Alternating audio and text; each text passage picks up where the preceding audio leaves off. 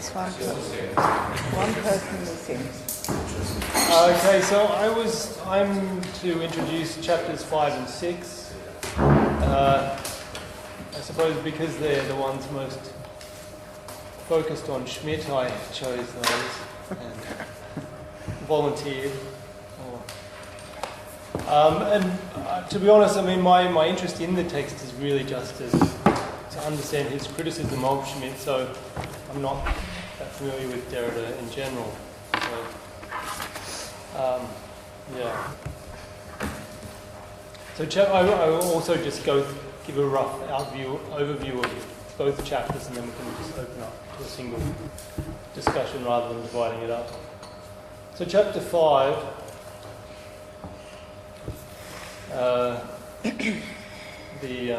on absolute hostility, the cause of philosophy and the spectre of the political. So here I think Derrida returns to some suggestive remarks made in the previous chapter on the kind of mise en abîme of the political. In particular, in Schmidt's work, there's this reappearance of within the kind of supposedly, ostensibly scientific representation of the political, of a kind of polemical intent, which is one of the kind of key focuses of the chapter, I think, is the way that this repetition occurs and in a way and subverts Schmidt's claims that he is merely making a descriptive account of the political as such.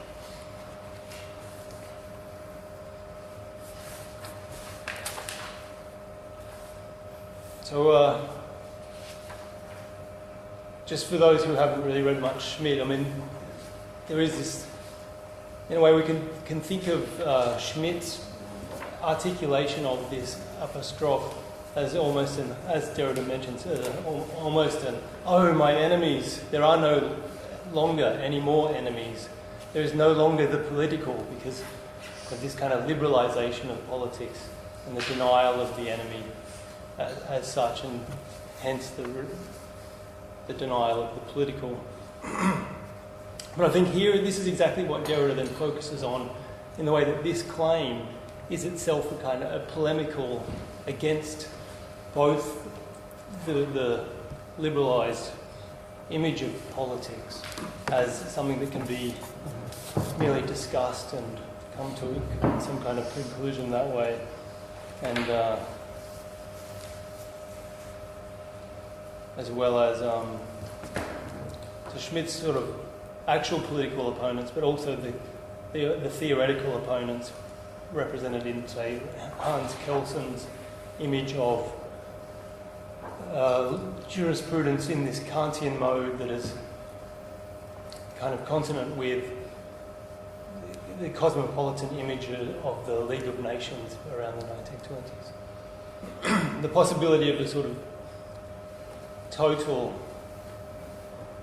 peaceful globe is almost the nightmare that Schmidt is trying to avert. For him, a nightmare, but obviously not for Derrida. But I guess the point then that Derrida wants to show is that what Schmidt, this way that Schmidt poses his own political concepts as also polemical, reproduces exactly the problem that Schmidt is so critical of in liberalism, that it produces a sort of similar humanity, concept of humanity that absolutizes the hostility, and also destroys the political.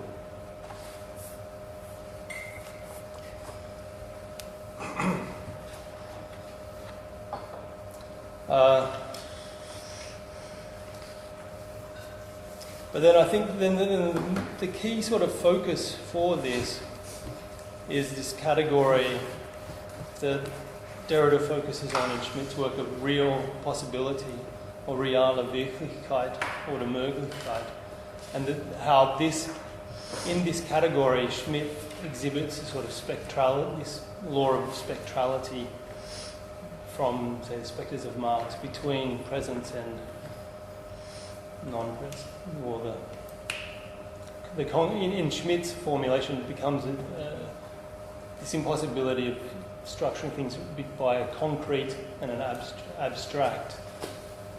And Schmidt's attempts to find like a concrete form for political intuition lead him back to a sort of spectral form of real possibility of conflict. And this is taken up through like a number of loci. Firstly, this division between concrete practice and abstract idealism.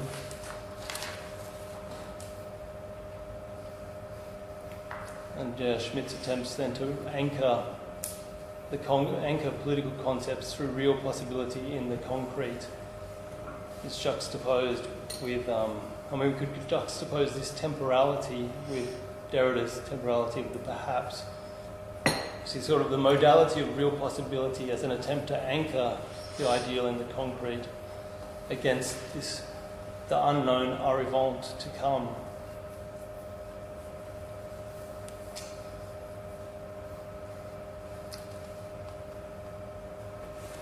In the second locus, we could see returns to this polemos and stasis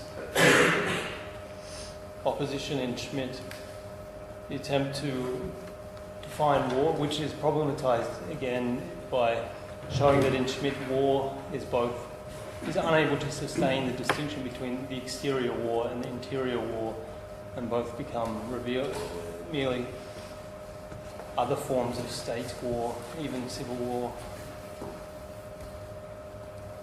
And thirdly, there's then an attack on the role of presupposition in Schmidt's argument that also focuses on this category of real possibility. In the end, I think the key point for Derrida is that to show that in Schmidt, through the logic of the exception, an improbable situation leads to the conclusion that the truth of the political is that depoliticization is at the same time a hyperpoliticization, through kind of returning to this law of scarcity that structures friendship as well. In chapter 6, when Derrida shifts then to Schmidt, these works, chapter 5 was focused more on the works from the 1920s and 1930s, and in the later chapter he returns to Theory of the Partisan, which was published in 1963. It's kind of a shift in Schmidt's work. And I think here the point is more to show that around like the partisan, we get a parallel of what happens in fraternization, with a separation from like the autochthonous or the telluric of fraternity becomes severed in the partisan by technology through transmission, mobilization, and motorization, only to then be later returned to this kind of connection with the soil through the brother being the only one who can then, for Schmidt, be the true enemy. So it's reconnected with the home soil.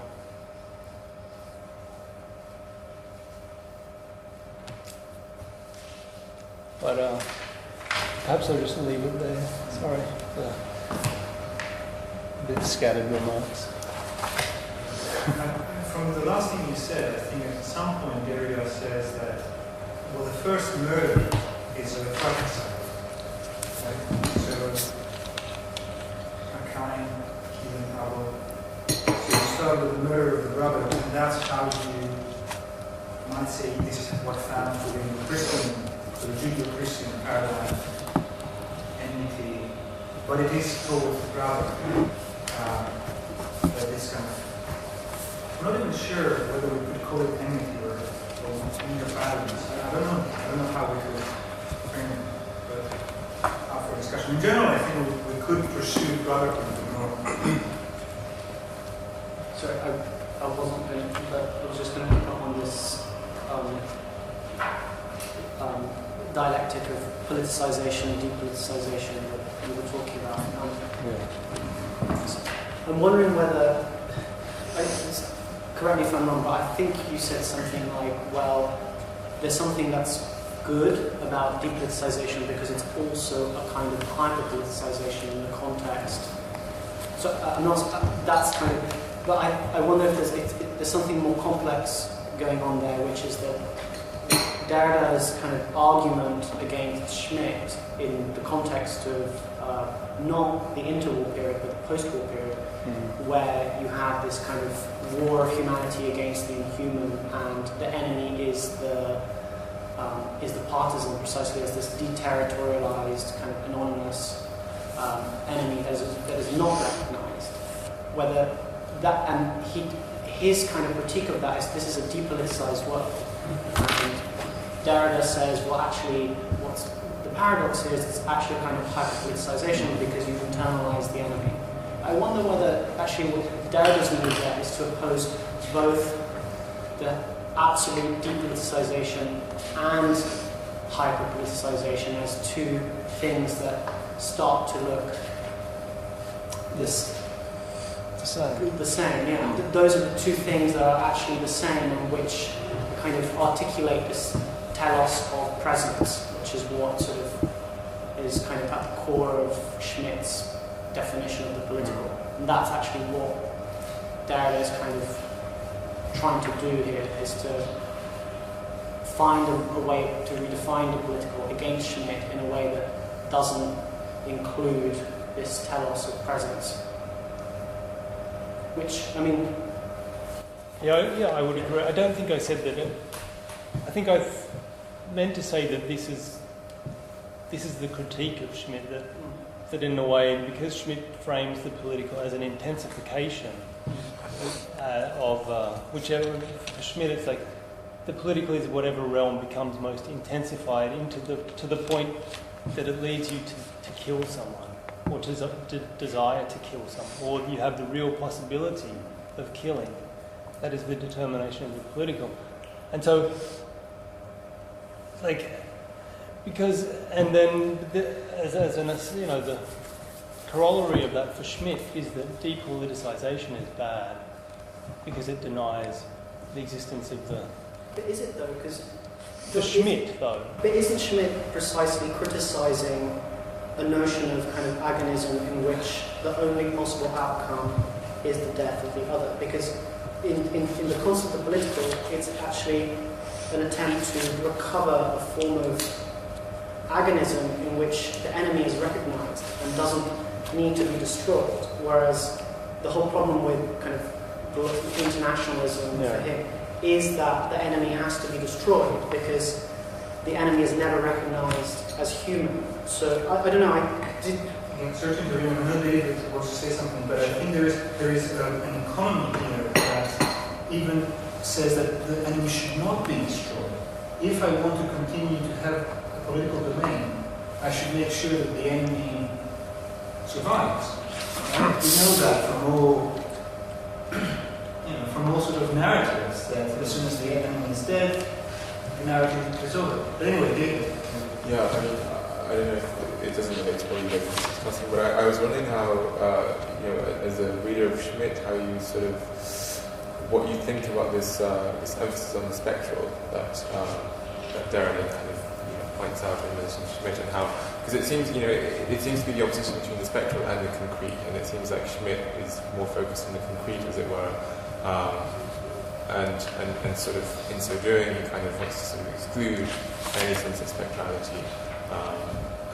But I was just wondering whether you think that's something that actually emerges in Schmitt, or whether this is Derrida's gloss on it, or I mean, is there any sense in which he's interested in something beyond the concrete, as it were, or is it always the concrete real possibility of killing someone?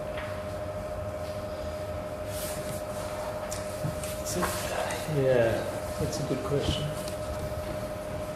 You don't have an answer to it, that's fine. But I think more generally, it also, a lot of this stuff hinges on, that Schmitt does, it hinges on the fact that the claim that Schmitt does not want to acknowledge the existence of something like spectrality. And why would he not want to recognise that? Is a good question. Because it does seem like, what does the role of religion in Schmidt's earlier works would seem to have a kind of spectral existence, like in, say, the Roman Catholicism and political form. The church is exactly this kind of, occupies this position between the abstract ideal and the concrete reality. And, like, the visibility of the church is kind of spectral, even in Schmidt's own. But it's the concreteness that it's the concreteness that in a way is what's so important, and he thinks all these liberal legal theorists get wrong about institutions, is to think of them as sort of abstract constructs, and think of and even in political theology, the whole rhetoric is drawn from that kind of sort of Lebensphilosophie, kind of the concrete, the life breaks through the cracks of abstraction and all this. Yeah. So it's kind of like a vitalism, maybe. That he's objecting against. No, in Schmidt. In Schmidt. Yeah. Well, it's a presentation in Schmidt, though, isn't it? Because it is very much representation that the church offers, representation of an idea, which is a kind of presenting. But you're right. I mean, for example, the Kingston bodies, right? That idea, the duality of the sovereign, and the way which one haunts which one. Is it the biological body that haunts the body of the state? Is it the body of the state that haunts the sovereign? I wonder if that's all. Well, I want to say something that's a little bit complicated, and I'm not sure I can. Because I think that, in a certain sense, I think that Derrida's reading of Schmidt is a little bit wrong. He doesn't get something about Schmidt, I think. But it's also due to sort of ambiguity in Schmidt, and I think that Schmidt needs to maintain the spectrum. And I think you could totally imagine Schmidt saying that there is no need for war to actually happen. It's the real possibility of war that needs to be really here, spectrally, if you want. And I think the mistake that Derrida makes, with all due respect, Jacques, is that he kind of considers that in Schmidt, the absolute intensification of war would be like the epitome of the political. But for Schmidt, that wouldn't be the political. That would be global civil war or like humanitarian war, but that wouldn't be the political. So I think everything else falls in Derrida's reflection, and he's taking Schmidt somewhere else. But he's kind of doing it by betraying what Schmidt has in mind, which is a very contained representation of the political, actually. Yeah. But contained in spectral limits with the maintenance of this real possibility. I think that perhaps like a symptom of this is like how easily Derrida just equates killing with annihilation.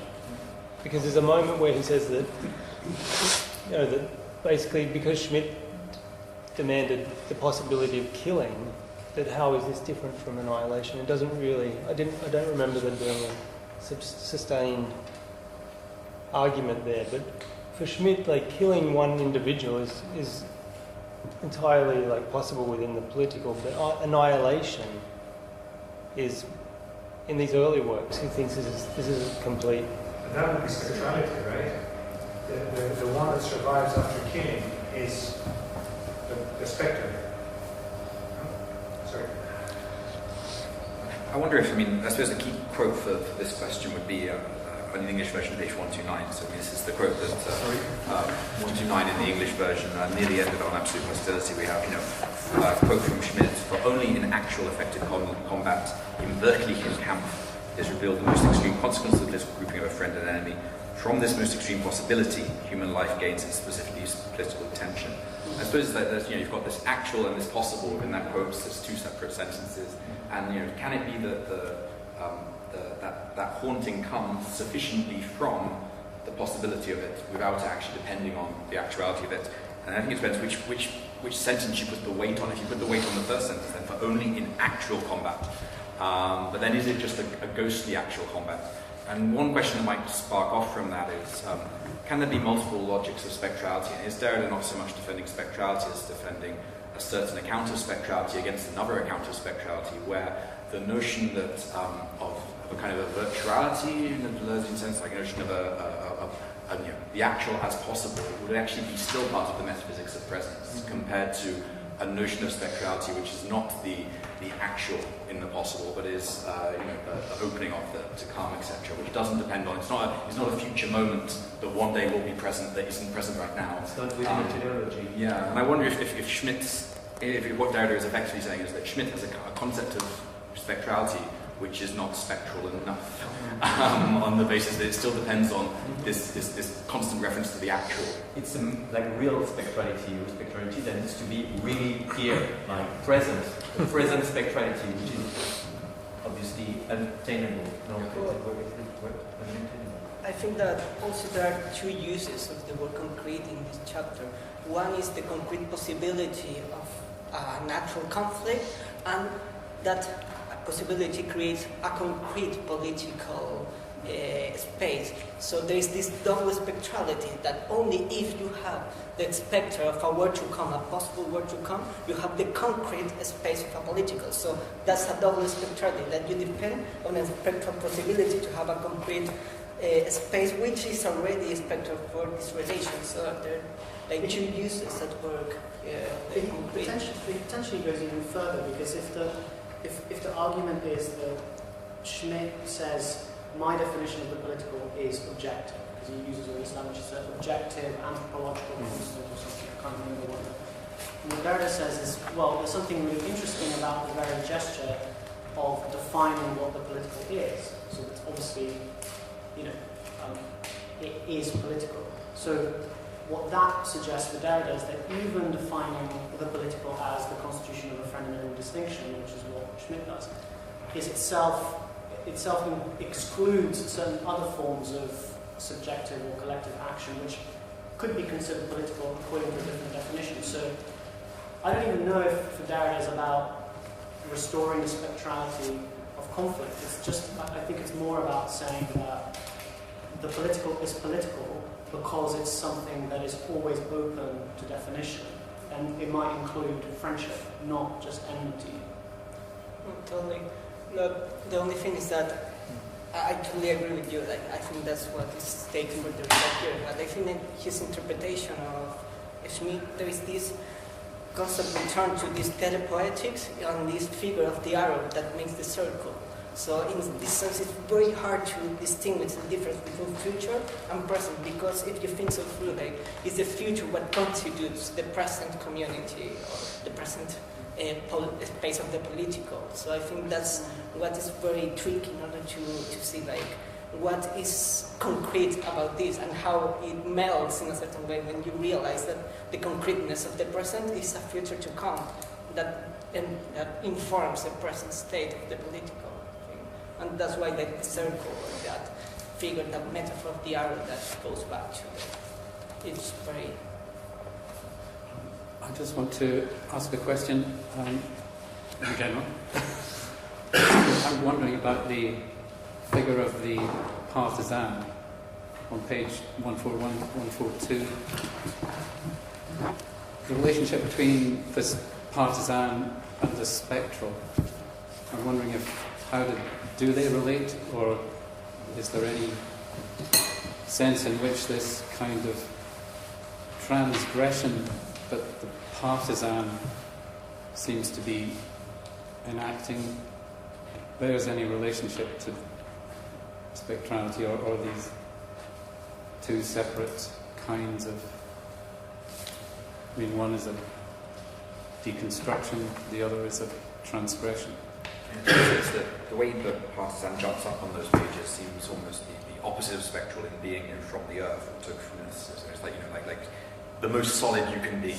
I mean, this is how from going back to ancient Greek images of, like, the Athenians coming into being from the ground, and various other myths like that, into the notion of the partisan, the one that is properly of the land, that is of the place, that is a true connection to the ground.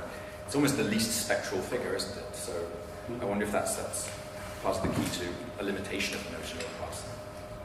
any one of those, even the rebel figure of the soldier that is traditionally romanticized by the left is inhabited by a set of associations that are nationalistic in various ways, such that they don't manage to live up to this spectrality. But it's both, right? So just as the age of total depoliticization is also, as Derrida says, the age of hyperpoliticization, because the enemy is sort of comes in, then and partisan is the counterpoint to the age of absolute depoliticization. So it's both a figure of, it's troubling for Schmidt because it's a figure of absolute deterritorialization, age of technological age. But what Derrida would then say is, but also paradoxically a kind of telluric, a kind of a recovery of the earth by the individual. So it's a kind of, it's the paradoxical kind of counterpoint to the paradox of total depoliticization. Let us not forget that when, for example, he reads myths of autochthony, Derrida, he understands that, of course, the emphasis is often placed on the myth, the mythical dimension. So there is a calculation, there is a construction, if you like, and a spectral construction in that sense, of autochthony. We are the ones who have the merits. This is the kind of doubling of a self that you produce for yourself. So, although I agree with you that the earth would be the most opposite. The problem is that this most opposite is produced as a spectrum. The noble lie in the Republic. You tell people. Exactly. To add water to your mill, I don't know if you say that in English, but page 157, at the top, the two figures of the spectre and the Parsons seem to merge into the figure of woman. What if she were the absolute, what if the woman was the absolute partisan? And what if she was the absolute enemy of this theory, or the absolute enemy, the spectre of hostility to be conjured up for the sake of the sworn brothers? Or the other, the absolute enemy, who has become the absolute enemy that would not even be recognized in a real war, etc. Yeah, continuing to she who, following the very logic of the theory of the partisan, becomes an enemy all the more awesome in not being able to become a female enemy. So there is some kind of relationship between, hostility is this other category that has all of these seem to be troubling this simple friend-enemy distinction. Hostility, partisanship, and in this case then the figure of the woman, which is also troubling in this belligerent characterization, which is absent from, which is an absence in Schmidt's. Yeah. So a sort of a ghost. When he starts with the haunting, and the effect of haunting, right, at the beginning of the 6th chapter. So could that be linked to the woman who would haunt Schmidt's texts, and it is blurring between. Yeah. Yeah. Well, because it's interesting because when Derrida then returns to the woman, it's through Schmidt's use of or reference to poetry and the geschwisterlich relationship between brother and sister. And the thing is that in Schmidt's early writings, there's all this emphasis on the poetry of Daubler, Theodor Daubler, or someone, which seems really interesting. I don't know whether that's where I'm going with that. Sorry. So I think that the trajectory of the work is pretty clear, right? So we start with Aristotle, politics of friendship, which is aristocratic. We move to this seismic reversal that we saw with Nietzsche, which is not quite completed. And then we take the opposite possibility, we're thinking of all friends, there is no friend, all enemies, there is no enemy. And we arrive at Schmidt. But the interesting thing is, pretty much you were saying, Giovanni, I think that both positions are quite unsatisfactory for Derrida. So both the politics of friendship, if you like, and the politics of enmity, if we call it that, are unsatisfactory. They operate within a similar logic. And I would say that as much as kind of Nietzsche is caught up still maybe in Aristotelian, Ciceronian mode of aristocratic friendship, as he announces a certain possibility of enmity, I would say that even Schmidt still abides by the same logic of an aristocracy of the enemy. You know, you respect the enemy. And it's interesting to see the kind of Germans taking up this ethos. I know an anecdotal story from Greece where certain fighters were effectively arrested after weeks of siege.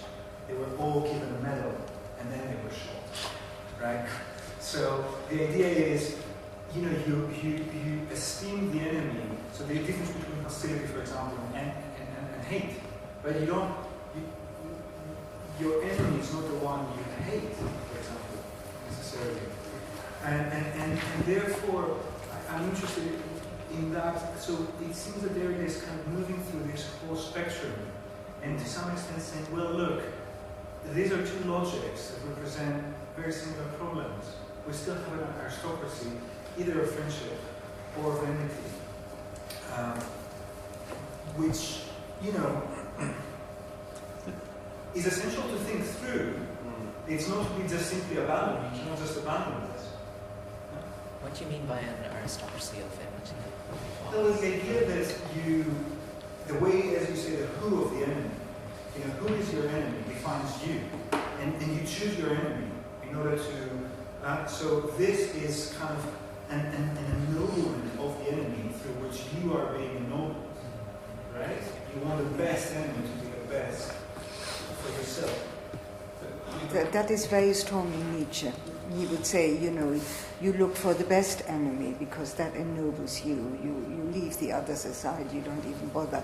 Very strong in Nietzsche, the good enemy. That's right. But I think it's the same line that runs from Aristotle to Schmidt via Nietzsche, and that's what exactly Derrida is doing. But I was going to say, you also have a different type of enemy in Nietzsche. You have like the herd, the stupid, crass, English people who can't finish their houses, all that sort of stuff. So it's reminding of that, but he's constantly trying to decide between which enemy, trying to get the best enemy he can, but that's not the enemy. Not worthy enemies, though. Yeah. It should just be crushed. Okay. Yeah, the other. We should annihilate the crass one so that they didn't exist. Because if you only kill the one that raises you, because if you annihilate them, you know yourself. Yeah, Nietzsche would differentiate between one for whom you have contempt. He wouldn't call that a good enemy. You should admire the good enemy because then it makes it a worthy context. The other is just contemptible. Yeah. I mean, it's notable here that we're right at that point in the text of the middle of the text where Derrida gives the single thesis of this essay. The only thing he has to say in terms of the single thesis. That's page 158 in English. There would then remain only one choice. We call it a decision: either to admit the principle is in fact the phallogocentrism in act, or two, or else to keep the old name and analyse the logic differently. If there's a single thesis of this essay, we posit that there can be no choice here. So, we can't reject the political, we can't fully endorse simply rethinking the political. We're in a position of aporia with regard to it, precisely around the question of the woman, precisely that's what introduces the fact that what we're referring to here is the inadequacy of the account of friendship and the inadequacy of the account of enemy is that they're both phallogocentric, they're both assuming a male brother, whether in the form of the enemy of the Greek community of brothers, or the enemy between brotherhoods of the biblical story, Adam and Eve attacking each other. Sorry, Adam and Eve, Cain and Abel. You've got two stories of brotherhood enmity and brotherhood friendship from the sort of Greek aristocratic tradition that we started from. And both of them are running into the problem at this point precisely of the woman who is as excluded from Nietzsche and Schmidt as from Aristotle. And that seems to be the point where Derrida finally introduces his one and only thesis. Something quite weird, just looking at the difference between the translation and the original is quite interesting. It says, deciding without excluding in English, but in French is trancher sans exclure. So there's a kind of idea that it's not even a kind of well, it might be a kind of decision, but you have this idea of kind of an incision or a kind of a sort of separation that isn't completely asymmetrical. It's not a separation of an inside against an outside, but is a kind of mark. This tranché, is that tranché is being translated as decision? Yeah. And can that be used as to mean just decision or just cut? Make a decision. Oh, okay. As well as kind of cut. By the way, the English word decision is also a decision. It's also kind of. But it's not as No, straightforward. But that's the same language you get in the juridical sense in force of law, which is a cut between the flow of law in one direction and justice coming in the other, and there's a cut between the two. So it kind of starts to fit. That makes sense if that's the original phrase.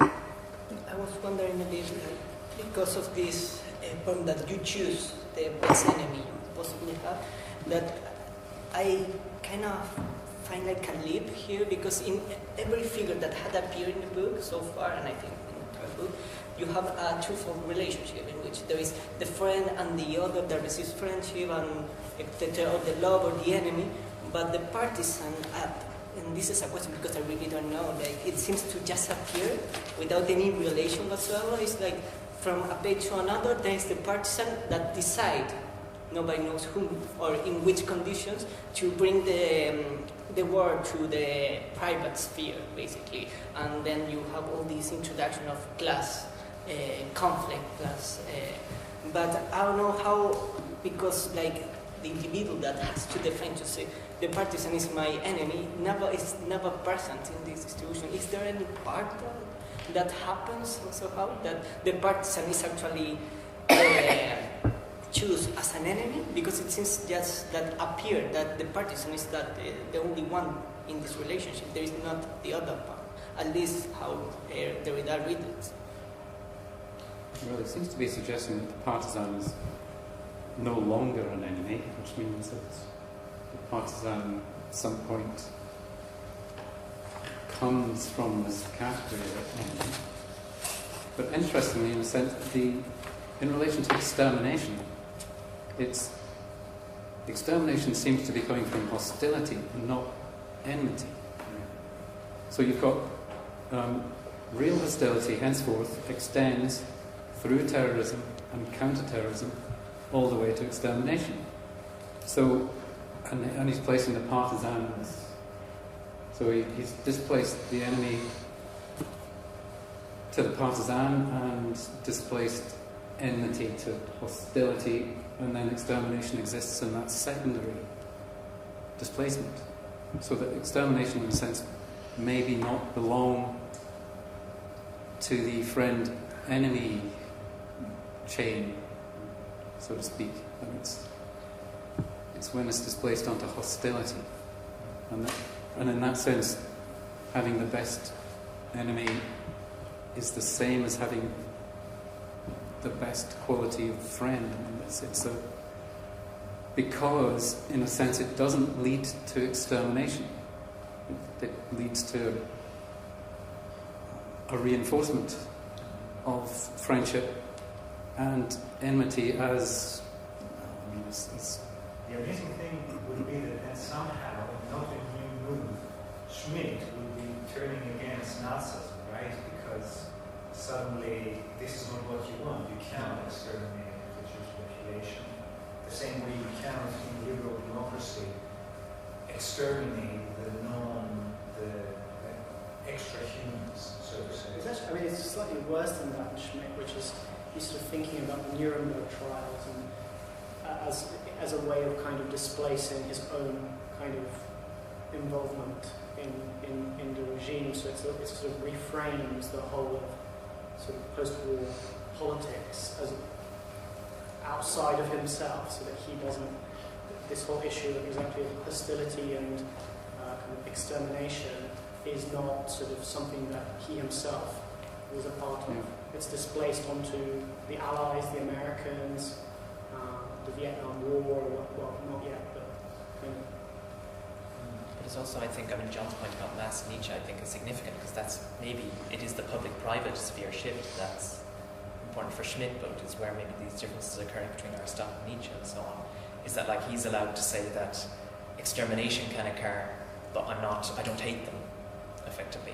Because it's occurring in the public sphere, and that is hostility, but it's not enmity, effectively. The thing is, and as a result, there's no feeling, there's no xenophobia, is what he says at one point. I wonder whether it's political and the personal, or the private and the public, or whether it's simply the political and the non-political. So it might be public, but it's simply non-political. So, the Jews are not political, they can be exterminated. The criminals against humanity, they're not, it's not a private issue, but it's not a political issue, it's an extra political issue, so to say. They're not humans, they kind of belong in another category. But I think that the text around this, the annihilation debate predate Nazism entirely, so that's the first version of the concept of the political came out in 1929, and which was before, as far as I know, any of the anti-Semitism. Yeah, and Schmidt was actually kind of knew people who were plotting to kill Hitler at the time in the 30s, and almost helped them. So he's kind of like had a very strange relationship with the early days of Nazism. So, and when he was writing the text that Derrida was discussing in chapter 5. But yeah. But I think that there's something I just wanted to bring up, that something that you were talking about, Georgios, about this, like the parallel between friendship and enemies, also seems to appear, I think, in this public-private form. In friendship, like it's almost like a distinction between the formality of democracy and the sort of subjectivity of friendship, of primary friendship in all these Aristotelian senses, that it is a very subjective and particular sense of friendship, versus what is needed in democracy would be like a formal equality. And what appears in Derrida's reading of Schmidt is the same problematic of the enemy, where the enemy, Schmidt is sort of torn between, on the one hand, defining the enemy as has to be someone who, as a people, we need to kill to define our identity, as like in a Seinsmassig means, which in the English is translated as existential, but I think it's more like ontological, or in German Seinsmassiger. So on the one hand, Schmidt needs this sort of subjective determination of the enemy as for the determination of self, but in the public-private division, it needs to be, he tries to rid it of, purify it of all these kind of subjective elements to produce a formal sense of the enemy. So you get this sort of parallel between democracy and the enemy in that sense as well. Well, I was on... Sorry, go ahead. I was just going to ask a question about Schmidt. Is Schmidt saying that we need to define the enemy to define ourselves, or is he saying that in thinking about the real possibility of war, I thought he related back to the enemy is something that threatens our way of life. So in that sense, it's like the enemy isn't defining us as the enemy being starting point, but it's still beginning from us. In a sense, it's like we have to ask, what is our way of life? And then, who is the threat to our way of life? And that's the enemy for that real situation of war that arises from the fact that we will get in conflict with someone over the fact that our way of life can't continue unless we fight them and stop them ending us. So that sets up a different dynamic. Well, yeah, I guess that's it's what not like we start with the enemy, we start with ourselves. It's kind of, I think it's a bit ambiguous in Schmidt. It's sort of similar, it's almost like sometimes it happens at the same time. Yeah. It's not like... In terms of war, he does, the model kind of he's always citing is the Westphalian peace in which European states recognise each other and agree to pursue war only when sort of there's no such thing as sort of your way of life as a concept. It's just kind of like, it's to kind of pursue, war is the extension of politics, but which sort of interferes with the existence of the say, the territorial integrity of the other state. And so you kind of, as a gentleman, European states agree with each other that there's this kind of window within which war is legitimate and anything else is illegitimate. And what Schmidt is kind of complaining about is that that gentleman's agreement has collapsed, and that what's happening in Europe is a form of war which doesn't respect the enemy, but which kind of pursues precisely those kinds of existential sort of concerns which go beyond kind of the jostling for interest. I think that this is blowing my mind about Schmidt, because I think this is all making sense now if I think back to what Tomas was saying about Derrida might have got it wrong, because I think that fits if you read on a bit in the concept of the political. So the quote that we were talking about with the two possible readings of actual and possible, so 129, for only in actual effective combat is revealed the most extreme consequence of the political grouping of friend and enemy. From this most extreme possibility, human life gains its specifically political tension. So it's about constructing that framework whereby it's possible to have the gentlemanly handshake in outright war. And so you establish that setup. But the concept of the political's next paragraph continues: a world in which the possibility of war is utterly eliminated, a completely pacified globe, would be a world without the distinction of friend and enemy, and hence a world without politics. So I think that reinforces the metaphysical construction of this framework. And then just the cherry on the cake to build on Tomas's argument, and I am skipping way ahead here, chapter something 9 maybe, 247 in the English. Derrida will say Schmidt would then in this case become the last great metaphysician of politics, the last great spokesperson of European political metaphysics. And I think maybe that's not too much. That's too wrong. It's not. Well, the comparison is with someone like Heidegger, who says that the history of being is the history of the forgetting, the oblivion of being. And for Schmidt, particularly writing in the post-war after the defeat, is to say that the history of European politics is a history of depoliticization, which culminates in the kind of humanitarian law of the United States. So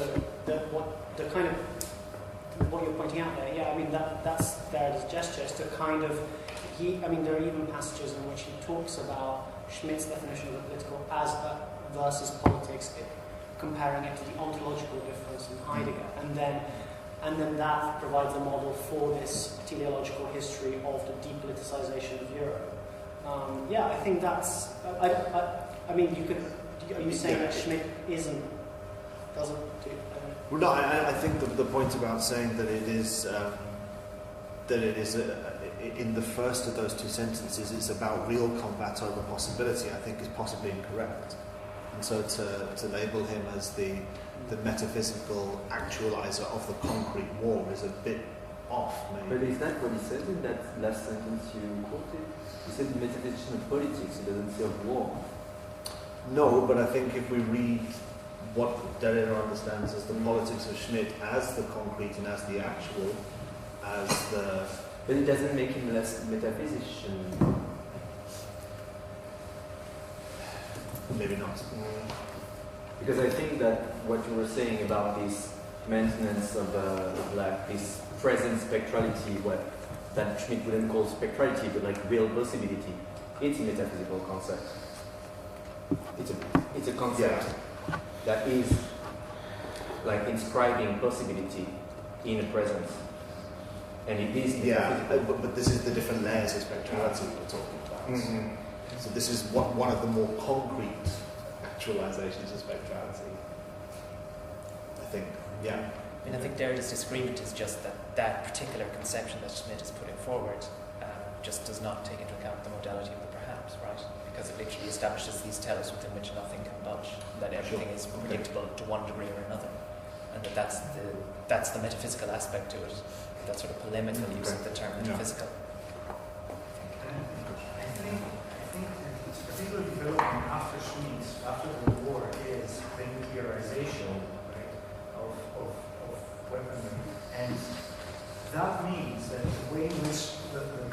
can pacify is through containment, right?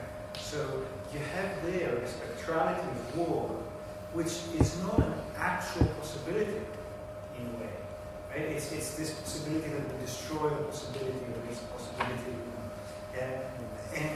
and therefore, yeah, it's a war that can never take place. And I think I'm not sure whether again how maybe you know something about that, or how Schmidt thinks about that. But I think here we see again hyperpoliticization. And so if depoliticization is a moment when there is no more friend and enemy, and in some ways hyperpoliticization is this production of a spectral possibility of war which can never be actual. Giovanni, yeah, but it's a spectre of absolute destruction. So it's the most intense possibility of politics, which paradoxically depoliticizes everything. Because if the horizon is one of absolute destruction, then no war between entities who recognize each other as sort of enemies is possible. And what you get instead is a kind of these internal, I mean, he is right about that, these internal fractures at the edges of these Cold War blocks, in which enemy combatants, enemies that aren't recognized as the representatives of nation states, but always guerrillas and so on, sort of, you have this kind of bleeding in these internal contours of a world that's being completely depoliticized. Well, you can have also, fight in Vietnam, but it's not a direct fight of nuclear power, so you can have the peripheral wars. But I actually did propose that as a support of what you were saying earlier, maybe that the hyper-political and depoliticization in a way coincide, and that maybe Derrida wants to take a distance from both. But then what is the alternative? It's not perhaps returning to this Schmittian model of a circumscribed enemy and an actual possibility, because we've reached that historical stage. Well, that's the context. That is the end of the Cold War. He's writing it, and he says, it's the end of the Cold War. What do we do now? So this kind of paradigm, this political metaphysical paradigm, kind of delimited by Schmitt, is also kind of reached an end because the Cold War is finished. So how do we rethink the political like that? So yeah.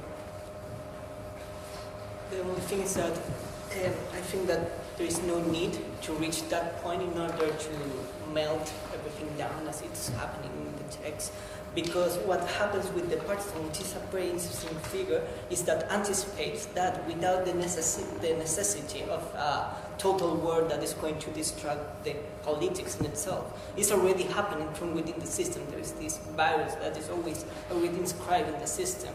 And that's the thing that is interesting about this proximity between the figure of the sister and the partisan, because it's something that is there, nobody knows how it gets there, but it doesn't fit to the system of the politics in which we are dealing with. And that's why, that's why it's important to maintain this clandestinity of that figure. It couldn't be a friend, it couldn't be an enemy, because you don't have the concepts, the structure to understand what they're doing.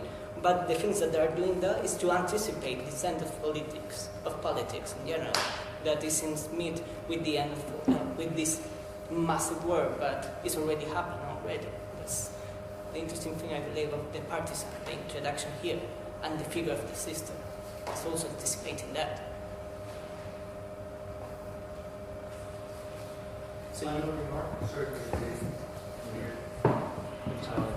I guess. Sorry. Yeah. I just have a question for you. Actually, you mentioned Schmidt's recourse to poetry, Dobler, earlier, and I was just thinking what you made of the end of the chapter. Yeah. The very end. So that's what I thought, because that's where he returns to the role of women in Schmidt and the role of poetry. And also he points out the possible banality of poetry, which is interesting, given I think of the banality of evil in this sense. And with the banality of poetry comes the banality of woman as well?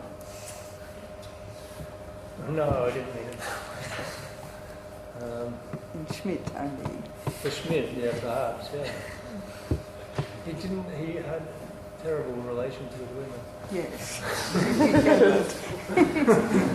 In his biography, It's such a womanizing. It's terrible. Yeah. I'm not sure. I can't really answer that question. But can I just end on this on page 159? I thought that this seems to me to capture what Derrida wants to do with fraternization. He talks about this double gesture, which we've touched on the single thesis, but then he talks about the logic of fraternization. It's not in renouncing the logic of fraternization, one fraternization rather than such and such another, therefore one politics rather than some other, all the while working to denaturalize the figure of the brother, his authority, his credit, his phantasm. I mean, that's what he wants to do, I think, the second bit.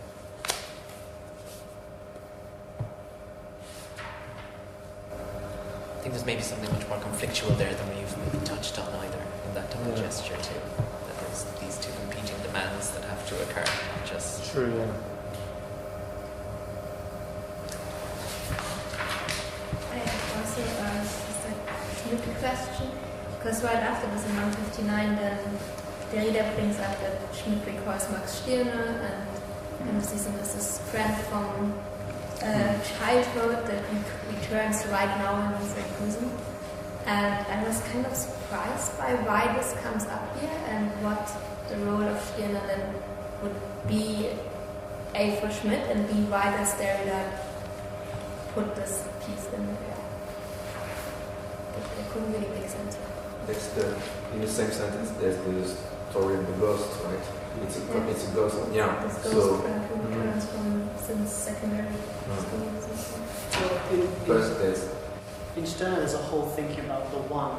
Yeah. So that's, and I think, as far as I remember here, Derrida's trying to sort of show, if you like, the cracks showing in Schmidt, sort of trying to, in this. Precisely, it's the one that, in trying to delimit itself, destroys itself.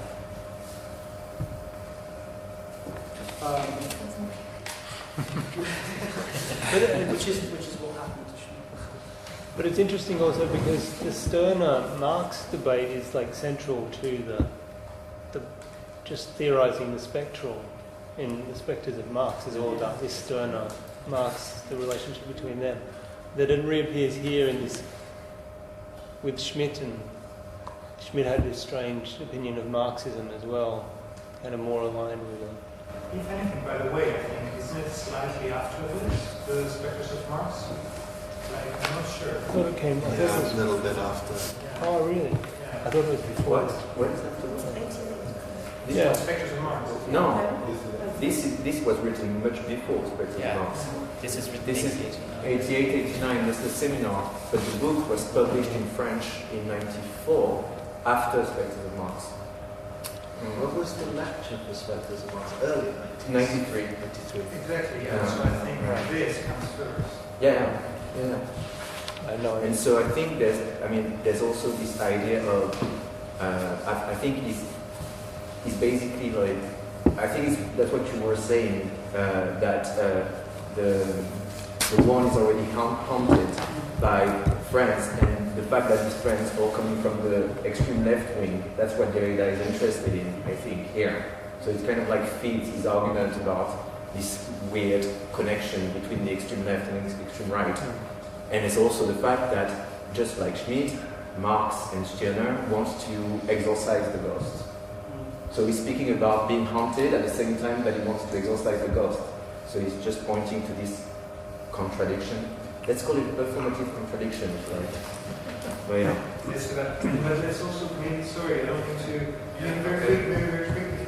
All right, just a little one. I don't know Schmidt at all, so thanks for that. I think you mentioned Kochev. I was just wondering if you could say, Kochev's a thinker of sort of trade and capitalism, and gives up philosophy and goes to work with the EEC problem. So what does Schmidt say about capitalism? Is it a hyper sector and so on, and also does it change from the 20s to, it's quite the completion of the 20s? Well, Kochev and Schmidt had correspondence after the war, and actually Kochev gave Schmidt's daughter a tour around Paris one time, apparently, and which is interesting. But for Schmidt,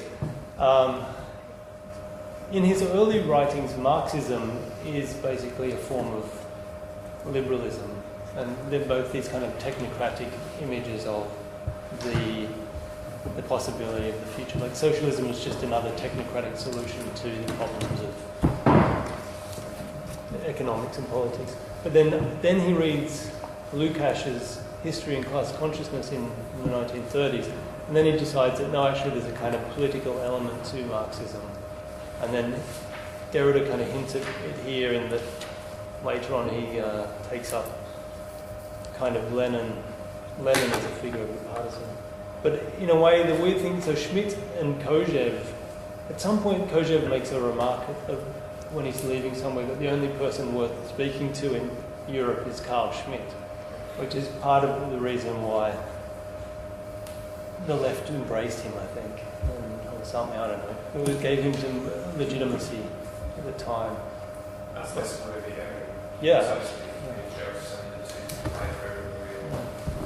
And in a way, they both see the same, have the same image of the future, or like for Kojève, algorithmic sovereignty and things, or like this possibility. He wanted to embrace the kind of technocratic solution, right? And so they both have this exact same picture of the possible future, but think about it in completely opposite ways. But somehow we're able to agree on the image. Thank you.